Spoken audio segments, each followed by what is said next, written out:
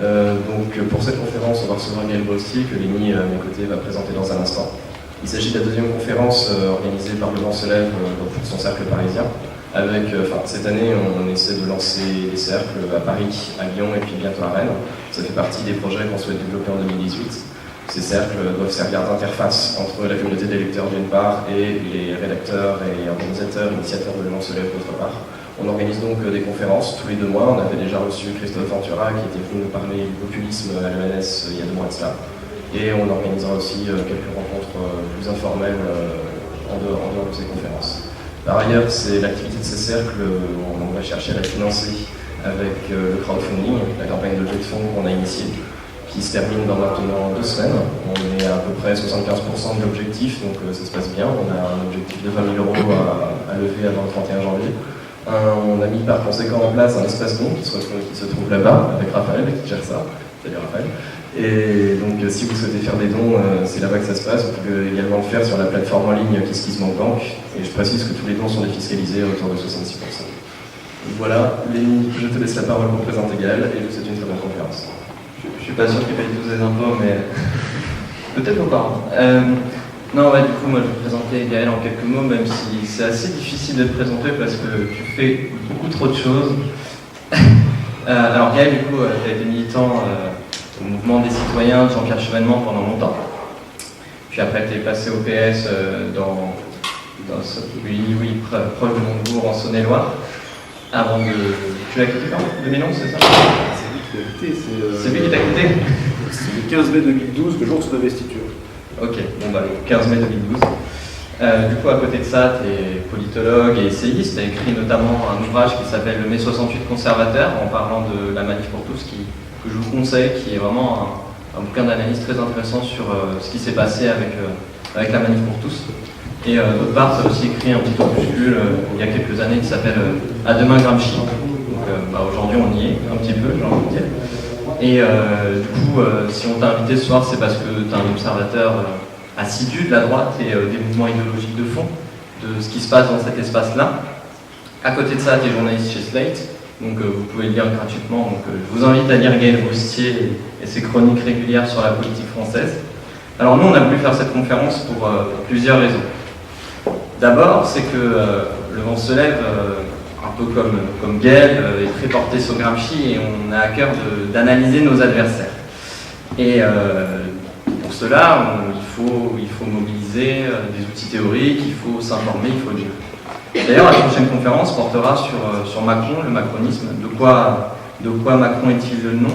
Ce sera avec un politologue qui s'appelle Jérôme Sainte-Marie. Donc vous pouvez déjà noter, ce sera en mars et ça va être très intéressant aussi. Donc si ce soir cette conférence est à notre sens assez importante et urgente, c'est parce que il n'est pas impossible qu'on se retrouve avec une situation d'union des droites d'ici quelques années. Donc pour l'instant il est en train de se passer plein de choses et la droite est fragmentée.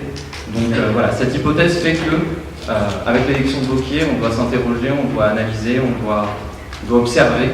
Donc Gaël est à mon avis un des meilleurs invités pour réaliser cela. Alors, il va d'abord faire un petit exposé et on embrayera assez rapidement avec des questions. Étant donné notre nombre, on fera ça à main levée, je pense, si ça ne vous pose pas de problème. N'hésitez pas à prendre la parole. Je sais qu'on est nombreux, mais c'est pas, enfin voilà, faut pas être timide.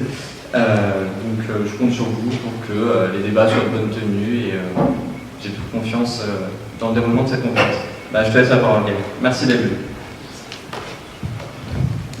Merci Lémi, merci Antoine. Bonsoir à tous. D'abord, ça fait très longtemps que je n'avais pas vu une assistance aussi jeune, c'est-à-dire depuis mes études, un vieux. Alors, merci au Vent se lève qui me fait un peu espérer en le retour de la politique et du militantisme politique et de la pensée politique. Donc à chaque fois que je lis vos publications, pour moi c'est une bonne nouvelle, en général, qui s'annonce, mais puis je ne suis pas toujours d'accord. Moi je me dis, là il se passe quelque chose. Et voilà, le retour des réacs, vous m'avez affublé d'un sujet qui est très punchline, très choc des mots, choc des photos, choc des images.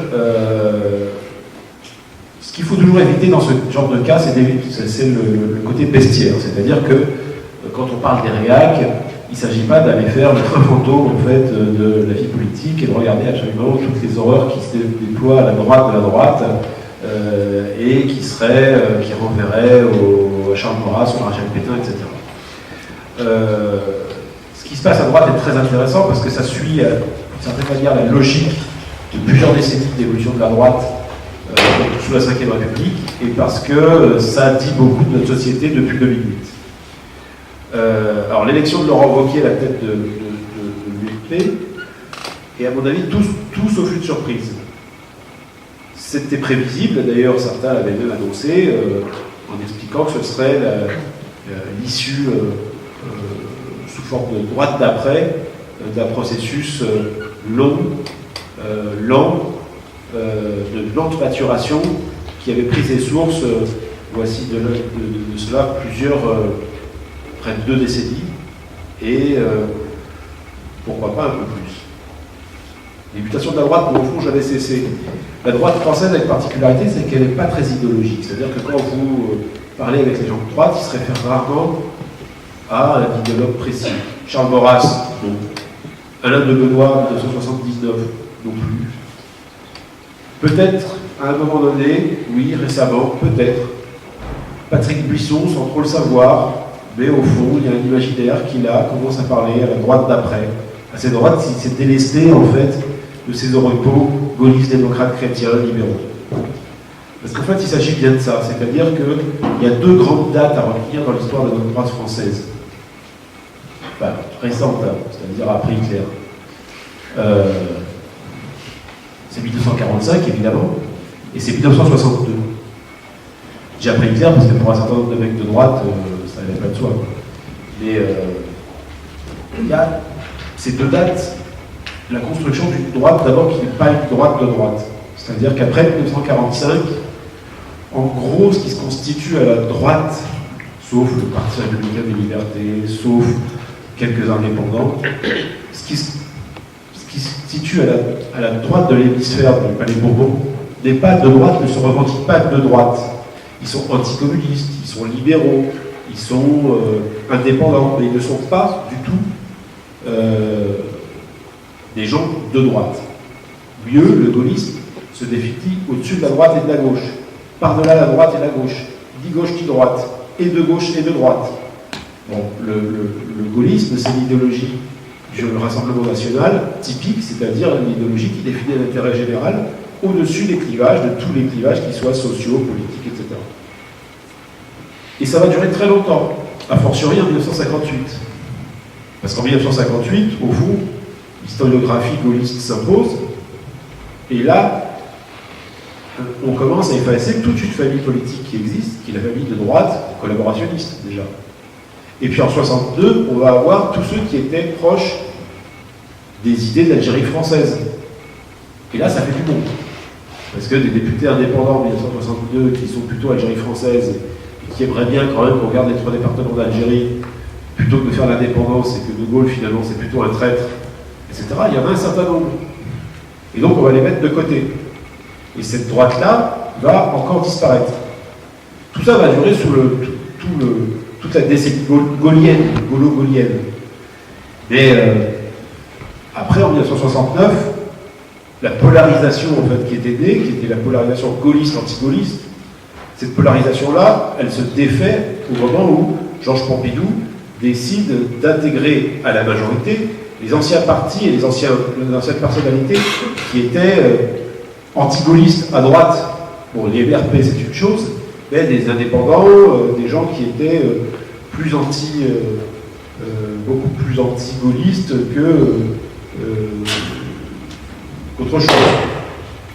Et le clivage gauche-droite commence à réapparaître un tout petit peu. Mais enfin, le gaullisme, en fait, écrase quand même la vie politique parce qu'il impose une historiographie qui explique qu'il y a eu des résistants en France.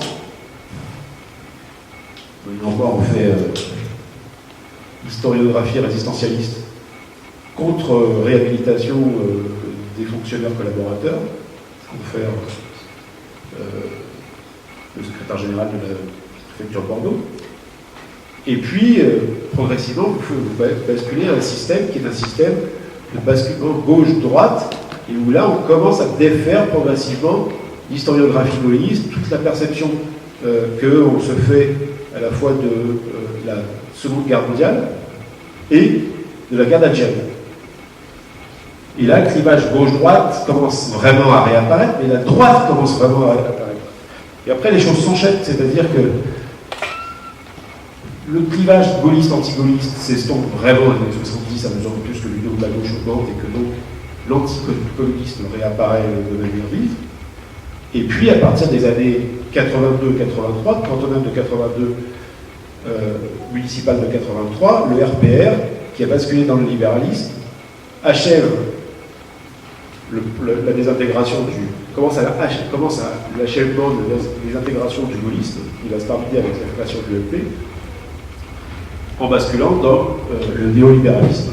Et là, il perd déjà toutes ces voies, en fait, toutes les voies de 79, qui étaient des voies populaires, il les perd au profit du Front National. Donc on arrive aux années 80, où là, on a RPR, la vie politique est fondée toujours sur 3 piliers, les libéraux, les démocrates chrétiens et les gaullistes.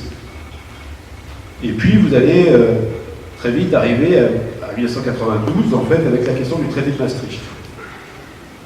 Et là, vous allez avoir une nouvelle dissolution de l'identité gaulliste dans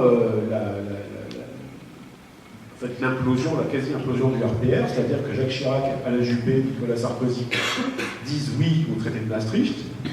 Quand une base militante, plus nombre de députés RPR, plus les anciens ministres du général de Gaulle, parce qu'il était encore en vie à l'époque, donc c'était compliqué de faire sans, mais se manifeste contre.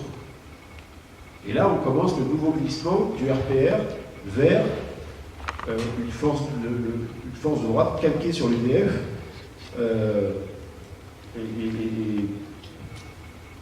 et au fond, dont la fusion est rendue possible. Donc, en 1992, Jacques Chirac est élu en 1995. En 2002, il tente sa réélection après la splendide dissolution de 1997. Mais en 2002, il se passe quelque chose de très important. Il décide de créer en fait ce qu'ils appellent un parti populaire à la française. Et le parti populaire à la française, c'est calqué sur certes le parti populaire européen, mais ils ont dans la tête à l'époque beaucoup le parti populaire espagnol. Et le parti populaire à la française, en fait, doit se défaire de tous ces oripeaux gaullistes.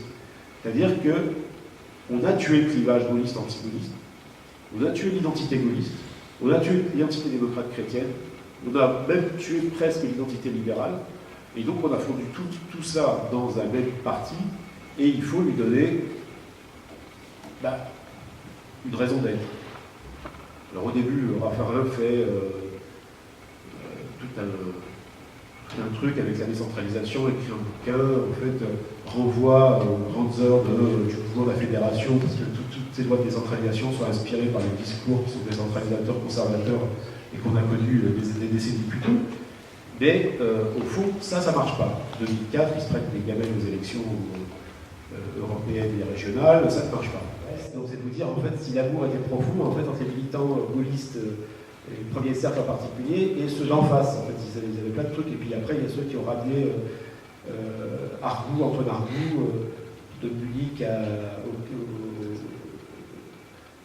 la préfecture, enfin à la PJ, enfermé dans une bagnole. Donc c'est de vous dire, ces types qui à la fin étaient des dégressistes, étaient fans de Gaulle, quoi, les gaullistes. Donc tout ça, c'est vraiment très enraciné dans la droite française, cette fracture entre deux droites, celles qui n'ont pas dit la même chose en 61 en particulier, et en 62 par voie de conséquence. Et donc du coup, Buisson, lui, arrive avec une solution clé en main. Il arrive avec, il dit, on va faire synthèse, on va dépasser tout ça.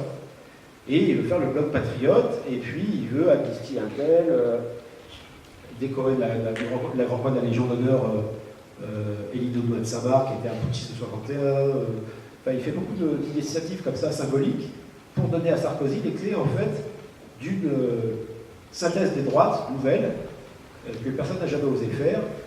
Et Sarkozy hésite à tel point qu'en fait, il pense que remettre en cause les accords de 62, ça peut être une bonne chose, les accords d'Évian. J'ai bouché, alors je vais couper mon...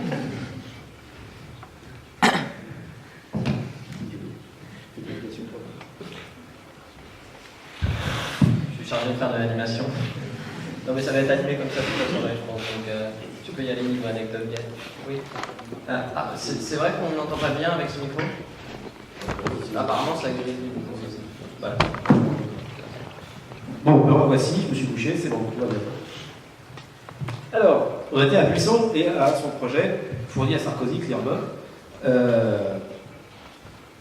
Donc c'est pour vous dire si tout ça, en fait, puise dans des... Il y a des ramifications dans l'histoire récente de notre pays, enfin assez profond dans la société, assez profond dans l'histoire de France récente depuis 1945. Et si, quand on entend tout d'un coup tout le monde dire « Mon Dieu, mais Wauquiez, c'est terrible », sens commun, mon Dieu, mais quelle horreur, c'est une erreur fondamentale parce que c'est prendre des choses sous le coup de l'émotion et pas sous le coup de l'analyse et de l'analyse dans le temps. Alors justement, je disais sens commun, c'est parce qu'il se passe une chose nouvelle aussi après le quinquennat Sarkozy. Certes, Sarkozy est autour de la baignoire, etc., finit par être battu en fait aux élections présidentielles par François Hollande, un moment épique de l'histoire de France, mais se passe juste après son départ quelque chose, c'est la manif pour tous. Et quand on parle de sens commun, en fait, souvent pour des questions un peu de vente de papier, je pense, on enjolive un peu son rôle, parce que le rôle qui a été celui-ci dans la campagne n'a pas du tout été en fait celui qu'on dit. Il y avait même l'idée que ces responsables chantaient Jean-Pax Meffray dans les couloirs. En fait, moi je sais pertinemment l'identité précise des gens qui chantaient Jean-Pax Meffray dans les couloirs de la campagne Fillon. Ils ne sont absolument pas membres de Sens commun, même au contraire, c'est pas du tout leur truc, quoi. C'est aux antipodes de leur. Donc c'est vous dire si en fait. Vous connaissez pas Jean-Pax Meffray, le chanteur préféré de Jean-Baptiste Lemoyne. Alors, Jean-Pax Meffray est un type qui en fait. Non, mais il fait encore ça comble. Hein. Il fait encore ça comble avec des jeunes, beaucoup de jeunes. Pas des jeunes gauchistes comme vous, évidemment. Jean-Pax Meffray, en fait, c'est un chanteur qui chante l'Algérie, qui dit en gros les Américains, c'est un peu si les Américains n'étaient pas là, version hard, quoi. Des gauchistes en plus, les Américains qui n'étaient pas là, quoi. Et après, vous avez. Qu'est-ce qu'ils chantent aussi? Ouais. Non, ça c'est Sardou, ça. C'est Jean-Pax. Tu connais Jean-Pax, alors? Ah bon? Bon, ouais, enfin voilà, en gros, c'est le grand chanteur réac et tout du Figmag des années 80-90. Moi, j'ai découvert ça grâce à Jean-Baptiste Lemoyne, justement. Mais ce qui s'est passé, c'est la manif pour tous. C'est là, on arrive aussi, c'est plus le temps long simplement de l'histoire de France, c'est le temps long pour d'une vieille institution avec laquelle François Hollande a cru malin de jouer, et il s'est trompé. Et la manif pour tous, en fait, c'est le cumul de plusieurs évolutions et de plusieurs circonstances. D'abord, il y a l'évolution du monde catholique. Je ne sais pas si vous connaissez le monde catholique un peu, mais en gros, après Vatican II, pour aller très très vite, après Vatican II, il y a eu, ça a été déclenché par un pape qui s'appelait Jean XXIII, et qui ensuite a été suivi par un pape très gentil qui s'appelait Paul VI. Et Paul VI a été un peu dépassé. Alors après, il est mort, et puis il y a eu un pape qui est encore plus vite. Et il y a eu un pape qui est arrivé qui s'appelait Jean-Paul II. Bon, sous tous ces papes, en fait, il y a un certain nombre de catholiques qui ont dit on commence à en avoir marre de dire la messe avec des mecs qui ont des tongs et des cheveux longs. Donc nous, on veut en fait plus traditionnel, et puis on veut des trucs traditionnalistes, et puis vous êtes des curés de merde, des curés rouges. C'est le bouquin de Philippe de Villiers. Ils ont mis le drapeau noir sur les Michel Buisson, etc. Ça, ce cours-là a une vraie influence, mais il est marginal. Il est marginal pourquoi? Parce qu'il est renvoyé, on va dire, un coin du monde catholique où on ne veut pas trop les voir. Ici en France, ils sont très puissants, très très liés à la communauté pied noir d'ailleurs. En fait, ça ne marche pas. Longtemps, les gens restent fidèles à Rome. Alors, comme ils restent fidèles à Rome, du coup, voilà, ils ne vont pas voir les autres. Et le problème est réglé par Benoît XVI en 2006-2007. Il fait un document qui explique qu'on peut pratiquer la messe selon le rite extraordinaire, c'est-à-dire avec le latin. Mais c'est pas seulement le latin, c'est d'autres trucs. Et là, les deux parties se réconcilient. Elles se réconcilient, mais elles entrent dans une concurrence un peu douzaine. Et donc, en fait, les mutations du monde catholique commencent à réintroduire les catholiques traditionnalistes dans le jeu politique que le monde catholique sous Benoît XVI adopte à l'égard du monde. Ça s'ajoute le déclassement en fait du Parti des catholiques français à la suite de 2008, c'est-à-dire que en fait vous avez par exemple en région parisienne, quand on regarde bien les activistes qui sont arrêtés, qui sont les activistes qui sont, ce ne sont pas les Versaillais, ce sont ceux de Voisins de Bretonneux. Voisins de Bretonneux, c'est le réceptacle des Versaillais déclassés. Donc ça, c'est un autre phénomène. Et enfin, la défaite de Sarkozy aussi, ça laisse un autre public disponible. C'est le public basique, un peu activiste de droite, un peu lecteur, autrefois le lecteur du quotidien de Paris, un peu du feedback, mais pas catholique. Et la manif pour tous, ça permet de drainer tout ça. Je ne refais pas l'histoire, on ne va pas refaire toutes les manifs, etc., etc. Mais ça me semble assez intéressant de le dire parce que là, vous avez un nouveau pôle qui est en train de se créer, un point d'irradiation qui est un point qui part du catholicisme de la France la plus catholique, on va dire, du catholicisme traditionnaliste, et qui va commencer à irriguer de manière, idéologiquement, l'ensemble de la droite. Et c'est ça, en fait, qu'essaye de capter Wauquiez. Wauquiez n'est pas du tout un mec qui a inventé tout ça. Simplement, il a vu de la lumière un truc, il s'est dit, bon, ben voilà, ok, il faut aller faire un deal avec eux parce qu'ils peuvent me confier le pouvoir. Donc, du coup, il a redécouvert la Vierge du Puy et tout ça. Ça lui a parlé. Mais sinon, au début, c'est un politicien comme tous les autres. C'est-à-dire qu'il fait des compromis et il fera des compromis. Mais en Rhône-Alpes, ces réseaux sont très puissants. C'est la presqu'île de Lyon. Et c'est pas rien la presqu'île de Lyon en termes d'influence dans le Lyonnais. Et c'est des cadres, c'est des gens qui pensent le monde, etc. Donc voilà, on en arrive avec l'alternative pour tous. Alors pourquoi est-ce que sous ce quinquennat, il y a une thèse qu'il faut envisager, c'est que maintenant on a notre droite qui a muté, d'autres droitiers qui sont réapparus, un peu comme les Gremlins sont mutés quand vous leur mettez au-dessus, ben voilà, en fait vous les collez, vous leur enlevez le général de Gaulle, vous leur rajoutez un truc, mariage homosexuel, etc. Et les mecs deviennent des monstres en fait. Et c'est un peu ça en fait, l'alternative pour tous, je présente un peu, mais c'est à peine plus grossier que ça, parce que c'est fascinant de voir ce qu'une petite ville, ce qu'est une liste de droite en fait, dans une petite ville en 1995 ou 1989, et ce qu'elle est 25 ans plus tard. Ça n'a pas du tout la même teneur. Vous avez d'un côté des gens qui sont encadrés par un certain nombre. Il y a des choses qu'ils peuvent penser mais qu'ils ne disent pas. Dans l'autre cas, vous avez une droite qui est en pleine ébullition et qui est soumise à plusieurs influences, et où vous avez le rôle de la manif pour tous dans beaucoup de patelins.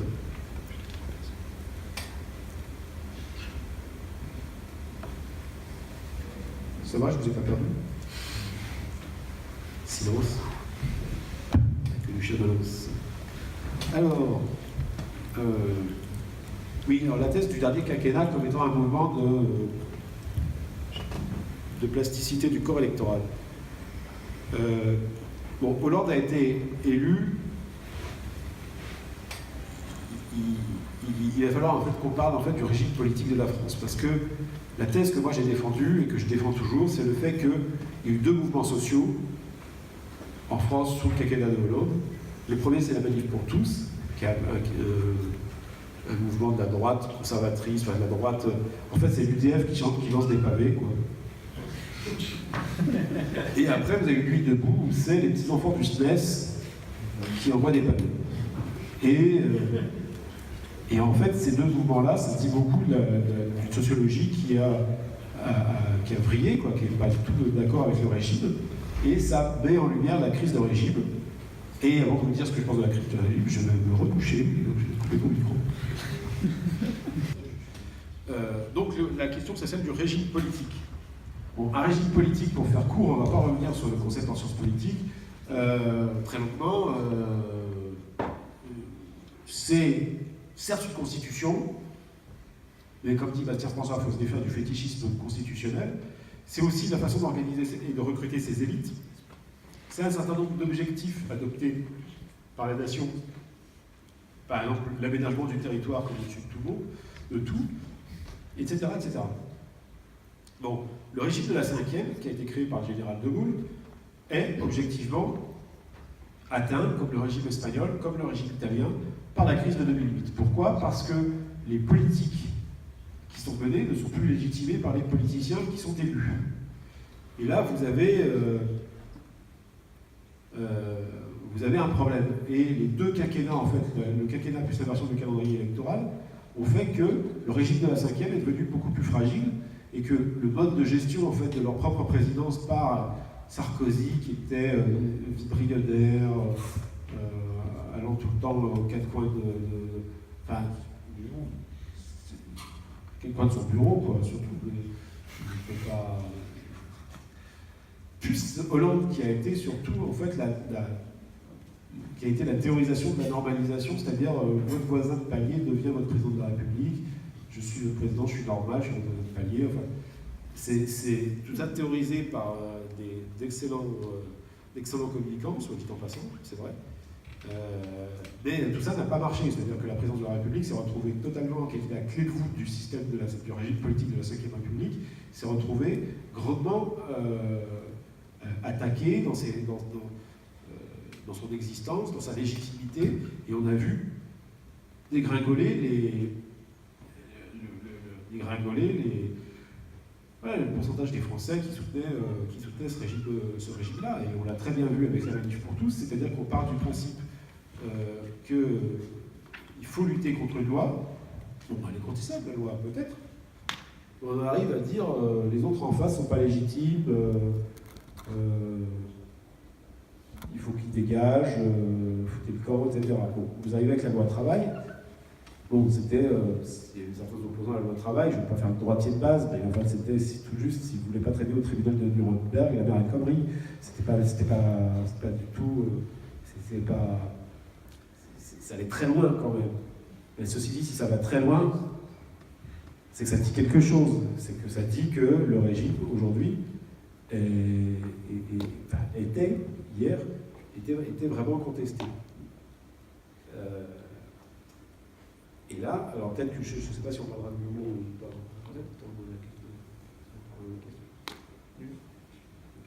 L'Union européenne ? Non, je ne pense pas. Bon, voilà, l'Union, enfin, la 5e République est gravement mise en cause dans toutes ses...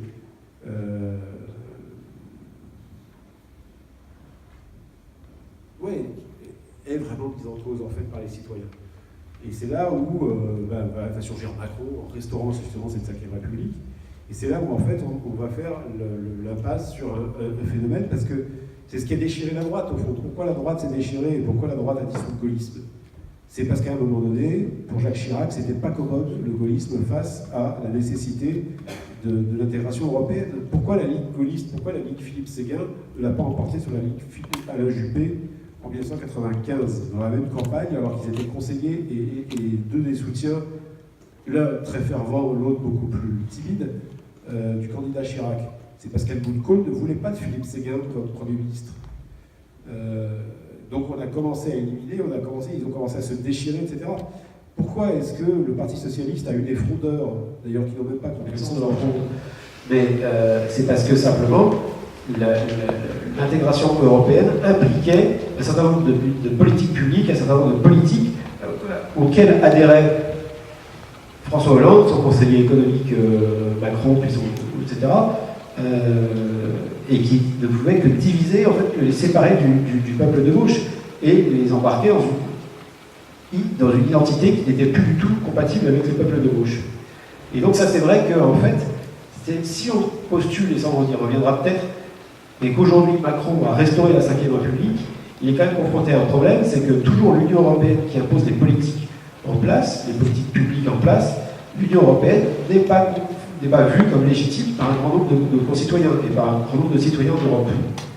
Donc c'est là où je voulais faire le lien, en fait, entre, d'une part, l'évolution idéologique de la droite, d'autre part, la crise de régime de la Ve République, qui est liée elle-même à la crise du régime de politique de l'Union européenne, et qui débouche sur le que faire. C'est-à-dire que, après on pourra développer par des questions, etc., parce qu'il y a pas mal de choses que je peux préciser, mais je ne vais pas vous assommer non plus. Après, dans quel contexte on agit aujourd'hui? On est dans une situation où vous avez un président qui a restauré à peu près tous les fondamentaux du régime de la Ve République. Primat de la fonction présidentielle, règle de la haute technocratie, de la haute fonction publique, de la technocratie issue du régime de 58, ça c'est vrai. Tous les fondamentaux en termes de relégation du Parlement, etc., sont là. Et les Français adhèrent plus, parce que la Fondation Jean Jaurès peut s'en délire d'avoir demandé un sondage qui donne plus de 2% de confiance aux institutions de la Ve République.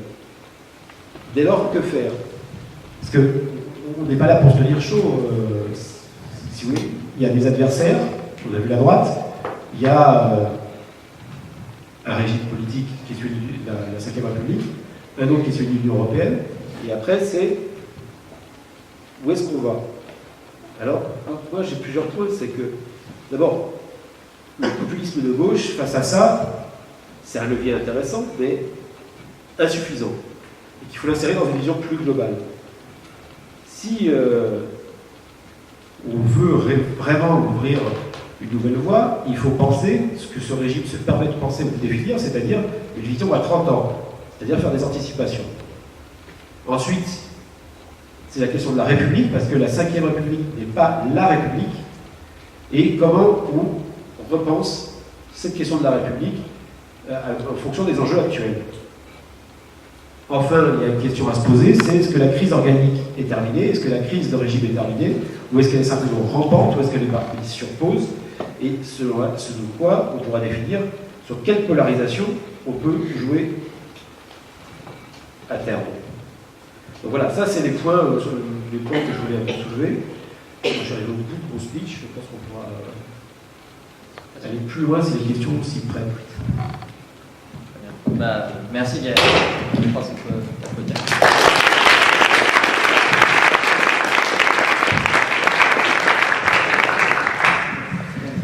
Ben, on va prendre quelques questions. Est-ce qu'il y a des questions d'abord? Parce qu'on en a préparé quelques-unes, mais on va vous donner la priorité, je pense. Donc, une là, une là. Bon, on va commencer par en prendre deux et j'imagine que d'autres viendront. Je vais commencer par le fond. Il y avait une question au fond.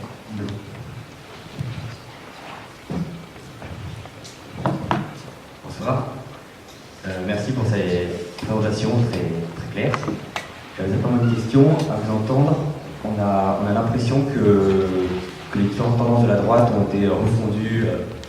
Voilà. Mais est-ce que vous faites une différence entre les termes conservateurs et réactionnaires? Et en fait, la question, c'est est-ce que vous ne pensez pas que là, il y a une fracture qui existe et qui va se voir peut-être évoquée ou à voir, quoi. Merci.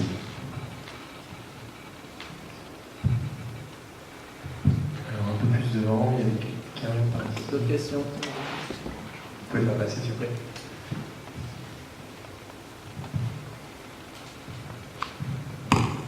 Bonsoir.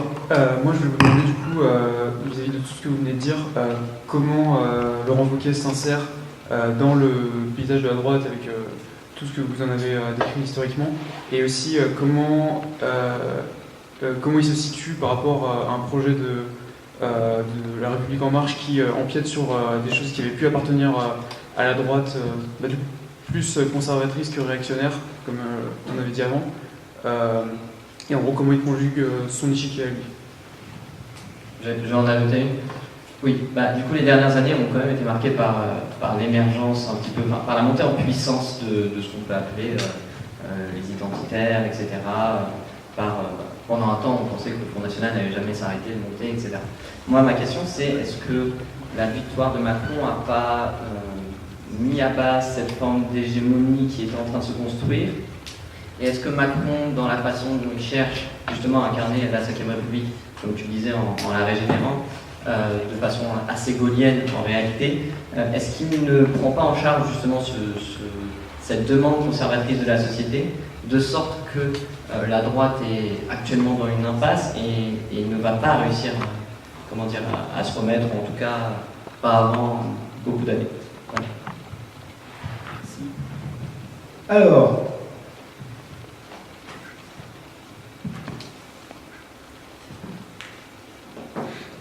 conservateur réactionnaire.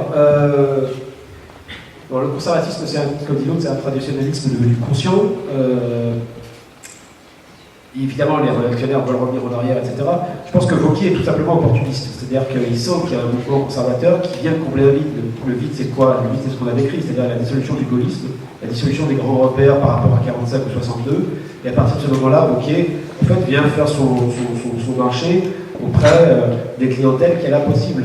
Si on ne comprend pas d'ailleurs que l'Algérie, en fait, est pour notre pays un grand traumatisme, les 3 départements perdus, mais c'est même pas la nostalgie dont il s'agit, c'est aussi simplement le rapport en fait, à l'islam, le rapport à la colonisation, le rapport à l'immigration, etc., qui se joue à travers l'Algérie. Il a là disponible aussi une refondation idéologique voilà, à portée de main.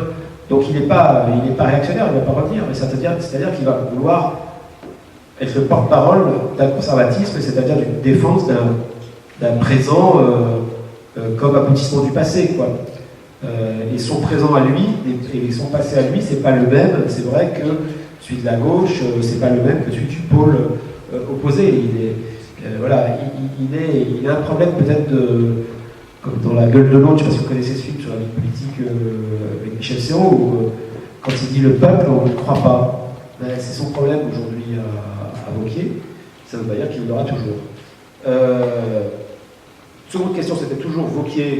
Comment s'insère-t-il dans la droite et dans le pôle conservateur? Mais de complice. Bon, après, il y a la question de comment le sens commun, etc., agissent. Je pense qu'en fait, il faut bien prendre conscience que en fait, beaucoup de gens de sens commun sont des gens qui ne seraient jamais venus à la politique sans un niche pour tous. Ils avaient un certain dégoût pour la politique et ils procurent à Wauquiez des cadres et en même temps, ils ne savent pas négocier. C'est pas des très bons négociateurs d'appareils, des bons combattants culturels quoi, qui savent faire des choses, qui savent exister dans la société, mais ils ne savent pas exister dans un appareil. C'est un peu leur problème. Ce qui est pas du tout pour moi une critique. Les identitaires. D'abord, les identitaires, il y a deux gus maintenant, on parle d'identité, mais il y a 20 ans, je ne vais pas faire mon vieux compte, mais prenez Nicolas Bay, par exemple, du Front National. À l'époque, comme il a mon âge, il avait 20 ans. Et il avait un site, et sur son site, il y avait toutes les chansons de rock identitaire français. C'était une flambée. Partout, on entendait du rock identitaire français, je sais pas, chez les fachos, pas du tout ailleurs, heureusement. Mais Brixia, Dr Merlin, etc. Et lui, il avait tout. Sur son site, c'était tout à disposition. C'était. Bon, voilà. Moi, je crois que Macron tue tout, parce qu'en fait, il est en même temps tout. Et en fait, c'est l'idéologie du Rassemblement national type. C'est-à-dire, il postule l'unité de la nation au-dessus des intérêts particuliers, et au-dessus des clivages, qu'ils soient sociaux, qu'ils soient idéologiques, etc. Et ça parle à une certaine partie du pays, d'autant que sa force de dépolitisation qui va avec est assez. Et marque quelques points. Par quelques points dans un pays qui est fatigué. Vous ne pouvez pas tous les matins en ayant des querelles entre je ne sais pas quel député LR et je ne sais pas quel député PS pendant 5 ans ou 10 ans. Pas toujours du meilleur goût, et puis à la fin, il y a une demande de dépolitisation du pays. Parce que par fatigue aussi démocratique. C'est aussi la réalité de Macron, le bénéficie de la fatigue démocratique. Vas-y, mouche-toi. Est-ce qu'il y a d'autres questions? Parce que nous, on en a encore. Mais, je vais juste en démarrer une. Et, moi, j'ai une question sur les règles de la base, donc ceux d'en bas. Ces dernières années, je pense qu'ici, on est un peu tous sur les réseaux sociaux et vous avez dû voir émerger des pages, enfin, pages Facebook ou des comptes YouTube, donc comme le Raptor Dissident, comme Gauchise Infime, Henri Desquin et ses campagnes trollesques. Moi, je voulais savoir un peu ce que tu pensais de ces mouvements, des trolls qui ont marqué un peu la campagne de Trump et la façon dont ce phénomène se traduit en France. Et parce que moi, mon interrogation, c'est est-ce que c'est pas d'une certaine façon une forme de stérilisation de ces forces-là qui n'ont aucun débouché, ou est-ce qu'il s'agit réellement d'une bataille culturelle qui est menée? Mon avis, c'est plutôt que non, mais j'aimerais bien t'entendre là-dessus. Et voilà, mais du coup, on va laisser des questions à ça.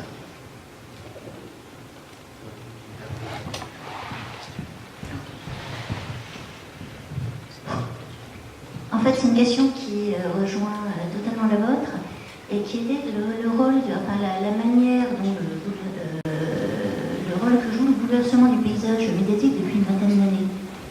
Je suis même plus vieille que Gaëlle, mais je sais que ça m'a frappé l'arrivée d'un Zemmour vraiment régulièrement sur les plateaux. Une forme de décomplexion.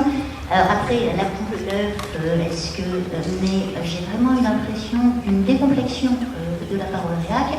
Alors bien évidemment, avec déjà l'amplification des commentaires sur les sites et sur les sites d'information, sur les blogs, et puis quand ils sont arrivés, la déferlante sur les réseaux sociaux.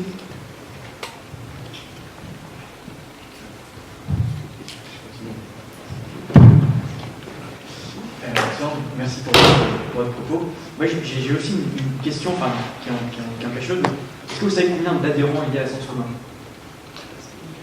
9 000, 10 000, 11 000 peut-être, maximum, grand maximum. 9 000, c'est la revendication.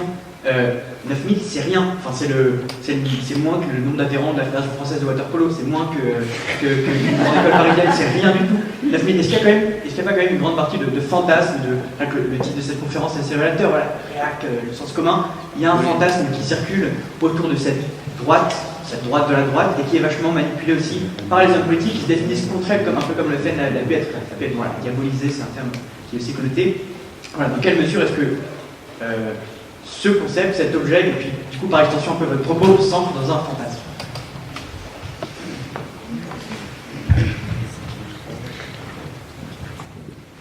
Non, c'est bon, c'est bon. Oui, juste alors, pour répondre à est-ce qu'on est dans le fantasme? Non, mais là, on a fait un statut, titre de la conférence que j'assume totalement. Et vous avez raison sur le fantasme, c'est-à-dire que Sens commun, comme je l'ai dit tout à l'heure, c'est tout ce qu'on a raconté sur Sens commun, leur rôle dans la campagne de François Fillon, c'est exagéré. Je n'ai peut-être pas été assez clair, mais je l'ai dit. C'est pas eux qui chantent Jean-Pax Méfray dans la campagne. C'est pas eux, non, c'est pas vrai. Tout ça n'existe pas. Ce sont des gens qui existent. Ils existent, à mon avis, beaucoup plus dans des municipalités comme Tours, comme Angers, comme dans l'Ouest, etc. Ils existent au niveau à la base. Mais d'abord, voilà, c'est pas. Ils existent, mais c'est peut-être même pas ces élus qui sont réac, entre guillemets, qui sont manifs pour tous, sont peut-être pas rattachés directement au Sens commun. Ensuite, la manif pour tous ne se résume pas à Sens commun. C'est-à-dire que la manif pour tous, c'est un mouvement qui a drainé. Ouais, si vous prenez tous les gens qui ont manifesté, qui ont vraiment manifesté, avec, vous avez 300 000 une fois, 600 000 une autre, 900 000, 800 000, 900 000 une autre fois, vous arrivez à 1,2, 1,3 million de personnes. Les sympathisants autour, vous en avez 700 000 de plus au minimum. Enfin, vous avez 2 millions de personnes en gros. Tout ça, ça ne se résume pas dans le sens commun. Et d'autre part, pour ce qui est de l'héritage de la manif pour tous, si vous prenez des mouvements qui sont par exemple les Altercato à Lyon, le Simone à Lyon ou le Dorothy qui est maintenant à Ménilmontant, ce n'est pas des mouvements où beaucoup de gens ont fait la manif pour tous. Ce n'est pas des gens qui en sont spécialement fiers d'ailleurs, parce qu'ils ont eu une réflexion par rapport à tout ça. Ils disent qu'ils en sont honteux. Mais ils disent à mon avis beaucoup plus de l'héritage de ce mouvement qui a existé. On peut ne pas l'aimer, ne pas l'avoir aimé, etc. Mais il a existé. Et c'est à mon avis une évolution plus heureuse que les autres excroissances type Sens commun et tout. Et Sens commun, c'est pas c'est pas énorme, sens commun. C'est pas, faut pas fantasmer sur sens commun. C'est pas. Moi, justement, le propos, c'est de dire, bon, voilà, faut pas. Après, il faut pas être naïf. C'est-à-dire que ce qui se passe par rapport à la mémoire de notre pays, le fait que, au fond, les vainqueurs de 44, on n'en a rien à foutre. Quoi. C'est un peu le truc, le discours qui a. C'est autre chose. C'est pas dans ça, c'est l'héritage Chirac de la dissolution du gaulliste, l'héritage Juppé. Quand on dit que Juppé est gaulliste, ça fait souvent marrer, c'est qu'on était là pour attaquer absolument tous les cadres gaullistes, y compris les vieux compagnons de la Libération, pour les foutre dehors de toutes les instances du RPR, et qu'on dit que maintenant ce type est gaulliste. Bon, s'il vous plaît, à d'autres, quoi. Juppé, quoi. Alors, sur les activistes 2.0, oui, pour faire une réponse globale,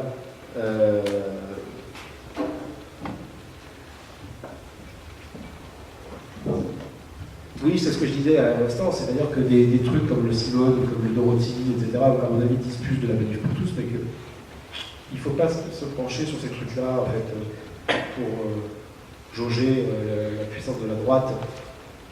Le Raptor, Henri Tesquet et tout, c'est vraiment marginal, quoi. Le plus le mec est marginal, le plus il fait du bruit, plus il fait du bruit, plus il est content, parce qu'il y a quand même une dimension un peu psychologique là-dedans. Enfin, je ne suis pas psychologue, je ne suis pas vous savez quand même des gens qui ont des gros problèmes avec eux-mêmes. Le mec qui fait un t-shirt au Génie Bastier, et là,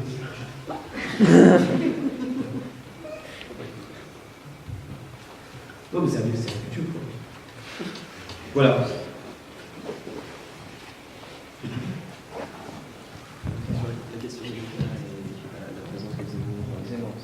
Non, sur Zemmour, ça a été un journaliste très talentueux il y a 20 ans.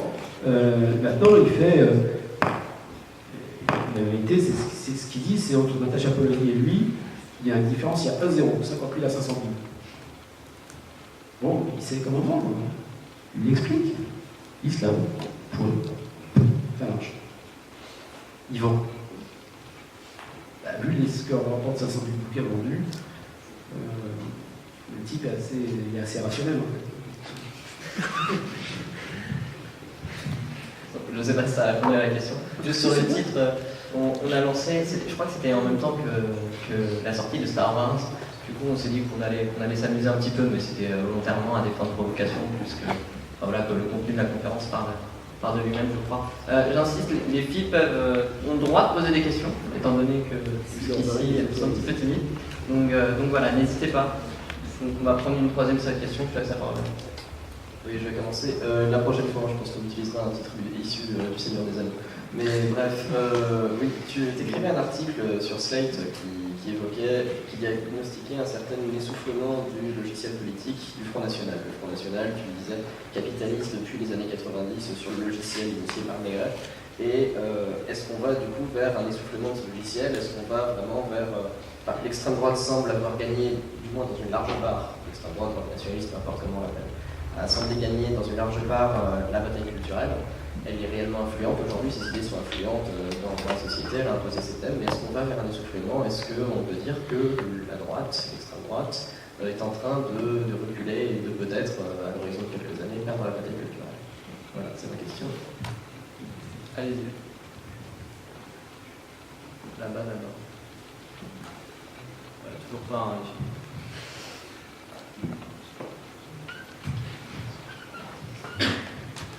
Un peu dans la lignée aussi, quel avenir tu donnes à des mouvements justement comme ces élucubrations sur l'écologie humaine, la revue Limi par exemple, parce qu'à la fois on a l'impression que c'est une reconfiguration assez profonde, avec la droite qui se ressaisit des enjeux écologistes, et en même temps on a du mal à penser que ça va... On a presque l'impression que c'est contre-productif, que c'est stérilisant.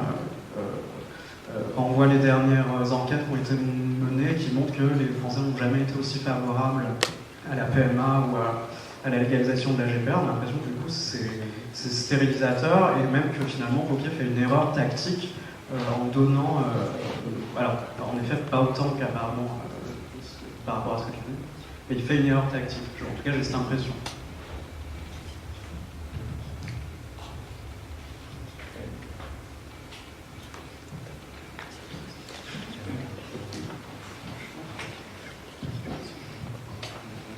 bonsoir. Alors moi, j'ai l'impression que en fait, je suis un réac, parce que le dernier livre que je viens de lire, là, ce sont les mémoires de Élie de Saint-Marc, la personne dont tu as parlé au début, militaire putschiste à Alger. Ma question, c'est est-ce que tu as lu les mémoires de Élie de Saint-Marc, qui est un mec qui, quand même, à 18 ans, est parti en camp de concentration, et pour moi, c'est un bouquin qui m'a vraiment touché, donc c'est un bouquin que je recommande vraiment, sans forcément partager ce qu'il a fait, mais en tout cas, je trouve que c'est un très bon bouquin pour lire cette période-là, avec son point de vue à lui qui a traversé toutes ces périodes. Et ensuite, en fait, on est tous très différents, mais je pense qu'on est tous mus par les mêmes. On est tous drivés par les. On cherche plein de choses, on cherche tous l'amour, la vérité, et donc on est tous différents, mais finalement on a beaucoup à apporter. Donc est-ce que toi, tu n'aurais pas un livre à recommander, que je pourrais. Oui. Alors, sur Élie de Saint-Marc, en fait, moi j'ai vu, je ne connais pas si mal Élie de Saint-Marc parce que je l'ai toujours suivi, je n'ai pas lu ses mémoires, ce qui est à tort, mais j'ai vu un très beau documentaire qui était projeté la veille de mon bac, en fait. Donc je m'en souviens très bien. Et Élie de Saint-Marc racontait comment il avait fait, pourquoi il avait décidé de faire le putsch d'Alger, c'est parce qu'il avait été obligé d'abandonner ses soldats au Tonkin, et qu'il se souvenait d'avoir vu ces hommes taper sur les mains des autres qui essayaient de se raccrocher au camion, et que cet abandon-là, il ne voulait pas le revivre en Algérie. Je ne vais pas refaire l'histoire d'Algérie, mais c'est une histoire que je connais un tout petit peu, même familialement, donc oui, je suis bien informé de qui était Élie de Saint-Marc. Mon jugement n'est pas moral. Je n'ai pas apporté de jugement. Le fait est qu'il est grand résistant et qu'il est putschiste contre le général de Gaulle. Et le fait est qu'il y a un président de la République, des années plus tard, qui lui donne la Grand Croix de la Légion d'honneur. Voilà, c'est un constat, c'est objectif. C'est pas, je suis pas là pour me lamenter ou pour tourner par terre. Simplement, la figure de Saint-Marc est récupérée par une certaine extrême droite qui l'utilise parce que, évidemment, quand vous allez faire des saloperies à la façon d'Ernest de Béziers, là, où il vous faut quand même plutôt un Élie de Saint-Marc qu'un Raoul Salan, quoi. C'est plus vendable, en fait. La camelote est quand même un peu plus vendable. Donc c'est pour ça qu'il est récupéré par tous ces gars-là, et que Sarkozy s'était fait fourrer, parce que Sarkozy était dans une trip un peu réhabilitant un certain nombre d'officiers putschistes, et puis il a écrit la République, les religions, l'espérance, donc là il avait quelques soutiens dans les milieux conservateurs traditionnalistes catholiques, et donc il a fait son frigidit de tout ça, et il y a une instrumentalisation de Saint-Marc. Donc moi je ne suis pas du tout hostile, j'ai plutôt de la sympathie pour l'homme. Après son combat politique en 61, enfin si Salan avait pris le pouvoir, je ne sais pas si on serait là en ce moment, quoi. Non, je pense que d'ailleurs, comme dans tous les putschs, en fait, ça a été la première médecine du putsch, si ça avait réussi. Donc, parce que des mecs comme ça survivent pas, des mecs comme ça, non. Enfin bon, voilà. Sur la fin de la droitisation, je ne suis pas en désaccord, étant donné qu'on peut penser que, oui, voilà, on va vers une fin de la grande période de la droitisation triomphante, etc., est derrière nous. Simplement, Maigret a quand même injecté le concept d'identité dans le débat politique français. Il a fait quelques dégâts, et quand on parle de l'eupédisation des esprits, c'est souvent, j'ai toujours envie de répliquer, c'est la maigretisation des esprits. Et c'est là où il a été très fort, parce que sa camelote à lui était beaucoup plus compatible avec la droite. Il le savait, il venait du RPR, le galop venait du DF. Et il savait comment engager des débats, des propositions qui pouvaient faire flancher la droite. Et donc il y a un vrai risque encore de voir cette droite gagner. Après, je pense que s'il y a un courant qui lance la République, comme Rintem, qui la refonde, pas la République en plan Jean-Michel Blanquer, une vraie République émancipatrice, les classes populaires peuvent larguer la droite et l'extrême droite, à mon avis. Mais après, ça demande d'être vérifié. Voilà. Oui. Alors, moi j'ai une question, c'était un peu pour rebondir sur Zemmour au-delà de ses ventes. Bon, lui, sa grande théorie, voilà, c'est que la droite, enfin, en tout cas du moins Wauquiez, les Républicains, ce que vous voulez, doit faire avec le Front National ce que Mitterrand a fait avec le Parti communiste, et donc doit s'allier avec le Front National pour l'institutionnaliser, le faire rentrer dans la machine du système et l'affaiblir et faire une grande union des droites. Moi, ce que je voulais savoir, c'est un petit peu, bon, c'est une reformulation un peu de ce qui s'est passé avec Sarkozy, qui n'a pas eu besoin de s'allier au Front National, mais qui l'avait complètement vidé de ses forces en 2007. Mais est-ce que tu crois que sociologiquement, c'est possible encore cette union des droites, dans le sens où on a un électorat des Républicains qui s'est recroquevillé sur les plus vieux, en gros, Fillon a fait 39% chez les retraités, quoi. Et à l'inverse, le Front National a fait 10% chez les retraités, je crois. 10 ou 12, je suis pas sûr. Bon, c'est rien du tout, et ils ont sous-performé énormément. Donc on a des électorats qui sont vraiment, qui me semblent, moi, de plus en plus incompatibles avec l'effet de la crise. Et donc, est-ce que toi, tu crois à la possibilité de ce scénario d'union des droites à court terme? On va prendre d'autres questions. Parce que j'ai pas entendu la question. Okay. Oui, alors, non, je ne vais pas faire du racisme social ni rien, mais la tête et le comportement, en fait, des élus Front National pose un problème, quoi. C'est-à-dire que l'attractivité électorale est moins douteuse pour un parti qui veut profiter de l'électorat Front National que l'Alliance d'appareil. L'Alliance d'appareil, il y a un problème avec eux. C'est-à-dire qu'on le voit très bien dans les derniers papiers de Mediapart. Enfin, c'est spécial, quoi. Enfin, on le savait, mais à ce point-là... Tu peux dire... Ben, en gros, mais on savait, le Front National à Paris, à Strasbourg, quand ils étaient là-bas, ils ne travaillaient pas, ils picolaient, enfin, c'était vraiment infernal, quoi. C'était le Front National, quoi. Mais là, ça a paru au grand jour. Mais vous ne pouvez pas avoir dans votre... Vous ne pouvez pas bosser avec ces gens, c'est pas possible. Ça n'est pas possible. Vous perdez à un moment donné, c'est pas possible. Alors, sauf peut-être dans quelques départements où ils sont structurés, où là, ils encadrent les gens, ils les forment, etc., genre le Vaucluse, les Alpes-Maritimes, etc., mais dans très peu d'endroits. Il y a la question de l'écologie humaine et de limites. Je ne sais pas si c'est une mauvaise... Je pense que l'écologie humaine comme limite sont à milieu, en fait, de la droite parlementaire. C'est tellement... C'est des mouvements où il y a une vraie formation. Je ne les vois pas converger avec un Wauquiez, par exemple. C'est un conservatisme très particulier qui est hors parti, quoi, qui est dans la société, mais qui est hors parti. Donc quant à Wauquiez, ce qui fait... Au moins, ils se donnent une idéologie. Le problème des mecs de droite, c'est que sinon, ils n'ont pas d'idéologie, sauf à faire des programmes, des suites de propositions façon Juppé, au fond, Juppé réac. Enfin, Juppé réac, mais Juppé qui serait ouvertement réac. Ça ne marche pas, en fait, ce type de truc. Le programme, l'énonciation d'un programme, ça ne marche pas en soi. Et donc, en fait, toutes ces petites chapelles issues de la Manif pour tous procurent une idéologie à la droite. Elles arrivent sur le vide, en fait. Bon, on prend une dernière série de questions. Donc, là, au milieu, d'abord. Là.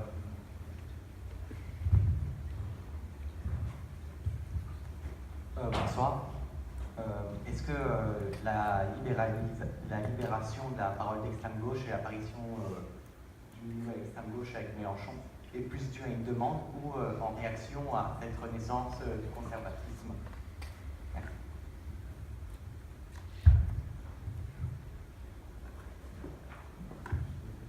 Bonsoir. Moi, ma question, c'est par rapport au fait que finalement, la Manif pour tous, elle est assez surprenante du fait que ça utilise un répertoire d'action pas de gauche, finalement, la manifestation, etc. Est-ce que vous pensez que c'est finalement un élément qui va rester relativement isolé dans l'histoire de la contestation de la droite, parce qu'au contraire, ça marque le début de l'usage d'un nouveau répertoire d'action pour la droite?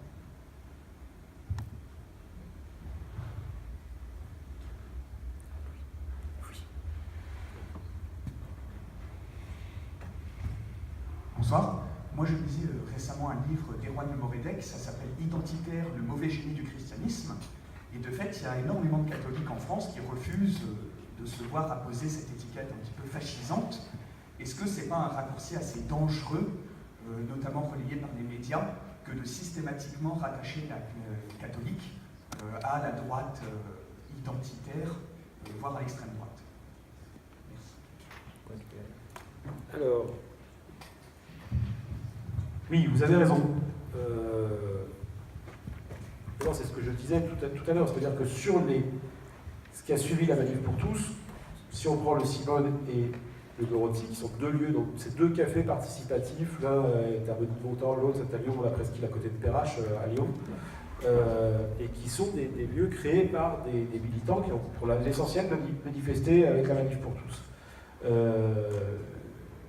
Les jonctions identitaires existent, Guillaume de Thieulois, etc., plus les identitaires, il y a des liens qui existent, mais c'est dans la frange traditionnaliste. Après, les identitaires, Vardon, etc., se sont intégrés à la Manif pour tous parce qu'ils s'intègrent à tout ce qui est mainstream, en fait. Ils veulent s'intégrer à toujours plus proche de la centralité pour pouvoir influencer. Donc il y en a, mais l'essentiel du monde catholique n'est pas représenté par ça. Simplement, et vous citez cause, vous avez par exemple la vie, l'existence encore d'autres voix de gens qui n'ont pas participé, qui sont catholiques, qui n'ont pas participé à ces manifestations et qui ne sont pas d'accord. Simplement, c'est quand même des manifestations qui ont existé, donc on ne peut pas non plus les nier. Sur les répertoires d'action, il y a le très bon bouquin de Nana Tartakovsky qui a tout dit. La récupération de, en fait, la droite a manifesté autrefois. Elle avait été très forte dans les manifestations. Et dans les, si vous voulez, en gros, dans les états-majors de droite, je crois savoir qu'on se dit que leurs jeunes sont encore prêts à manifester. Ils vont trouver l'occasion, à un moment donné, ils ont pris goût, en fait. C'est devenu un moment assez mythique. Donc, on ne peut pas mettre de côté cet aspect-là. Et enfin, l'extrême gauche. Non, Jean-Luc Mélenchon n'est pas d'extrême gauche. Libération de parole, non, je ne suis pas sûr. C'est-à-dire que c'est un peu comme les catholiques de gauche, en fait, la gauche tout court. Les catholiques de gauche n'ont plus les piliers d'organisation qu'ils avaient avant. Si le mouvement rural de la jeunesse chrétienne, qui se réunit demain à samedi, qui existe, mais peut-être pas de manière assez puissante. Et puis, en général, il y a des choses, c'est que comment faire de la politique aujourd'hui, c'est-à-dire que c'est pas facile, dit pour les catholiques de gauche, dit pour les gens de gauche tout court. Ça suppose d'avoir une lecture des rapports de force, une anticipation des rapports de force, un projet, une stratégie, un petit peu de sens tactique. Et ça nécessite de s'organiser, de faire mettre quelque chose. Donc ça manque en fait aux cathos de gauche, comme ça manque aux gens de gauche en général. Mais ça, c'est pas définitif, quoi. On dit qu'on n'a pas trop débordé sur le temps, donc si vous voulez poser les dernières questions, vous pouvez y aller. Il y a des questions dans la salle. Antoine en avait une. Oui, je voulais poser une question au sujet de la mobilisation du thème de la bataille culturelle par la droite. Dans le 68 conservateur, tu évoques l'utilisation de la symbolique révolutionnaire, de la symbolique républicaine, même l'utilisation dans les codes de bonnets phrygiens, des choses comme ça. Même de la figure de Marianne, même les défilés façon des Pride de la Manif pour tous qui utilisent ça, qui détournent ces codes. Et est-ce que du coup la droite a réussi mieux que la gauche à mobiliser ce thème de la bataille culturelle? Est-ce qu'il y a une certaine fascination pour Gramsci? Si on prend par exemple, c'est Julien Rochdy qui en parle par exemple, il souhaite s'inscrire dans une démarche de bataille culturelle. Et il y a cette espèce de fascination pour Gramsci à l'extrême droite et dans la droite dure. Donc est-ce qu'ils ont vraiment tout compris à Gramsci? Est-ce qu'ils le font mieux que la gauche? Est-ce qu'ils l'ont fait plus tôt? Et voilà, c'était ma question. S'il y a d'autres questions dans la salle, il y a une frontière.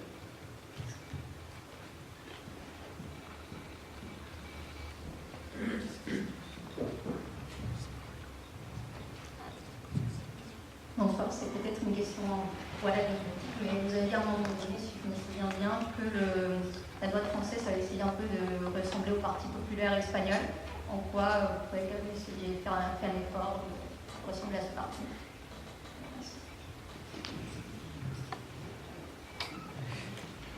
D'autres questions?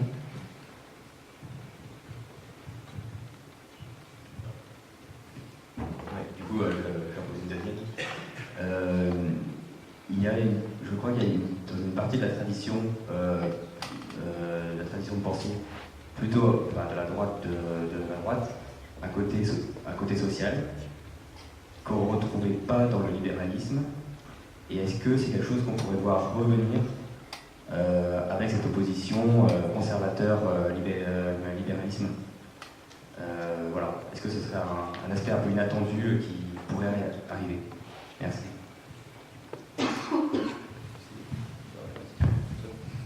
Alors, sur le Parti populaire, ils ont dit qu'ils voulaient ressembler au Parti populaire. Mais je ne sais pas si franchement s'ils y ressemblent, j'ai des doutes.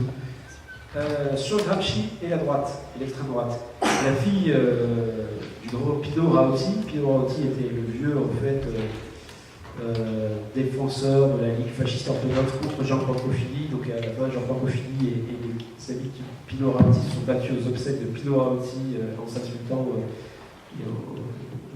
en se traitant d'ailleurs de noms d'oiseaux. Enfin, c'est un petit peu épouvantable. Et Pino Rauti dit: mon père est un intellectuel gramscien. Et c'est pour vous dire que, non content d'avoir tué Gramsci, de l'avoir enfermé, de l'avoir tué, les fascistes en fait ensuite tentent de le salir en associant son nom à des partons qui ne sont pas vraiment honorables. Oui, la droite, l'extrême droite sont fascinés par la gauche en général, par Gramsci en particulier. C'est-à-dire qu'elle l'applique très bien. Je crois que c'est Nicolas Lebourg, qui a vu Jean-Yves Le Gallou pour un entretien et il lui a posé la question, en gros, mais est-ce que quid du bloc historique, c'est-à-dire la superstructure et puis la question économique, quoi, le lien, l'hégémonie commence à l'usine. Et l'autre lui a répondu comme ça, il n'y a pas pensé. Bon, fermement, il n'y a plus rien à dire. C'est pas parce que vous faites du blablatage de mots sur Twitter que vous faites du combat culturel, c'est pas vrai. Alors, mes amis qui en font, catholiques qui font leur café associatif, ça c'est du combat culturel, ouais. Et le mec qui est sur Twitter et qui insulte la terre entière parce qu'il se fait pour Dieu le Père, donc ça n'est pas du combat culturel. Et la question du social par le conservatisme, Wauquiez a compris peut-être une petite chose, c'est qu'en dénonçant les ordonnances sur les lois de travail. Et là, peut-être qu'il y a l'ébauche d'une reconfiguration, peut-être qu'il a plus d'idées de suite dans les idées, mais ça on verra. Bon, merci Gaël, on va clore ici, donc merci d'être venu, je crois qu'on peut t'applaudir.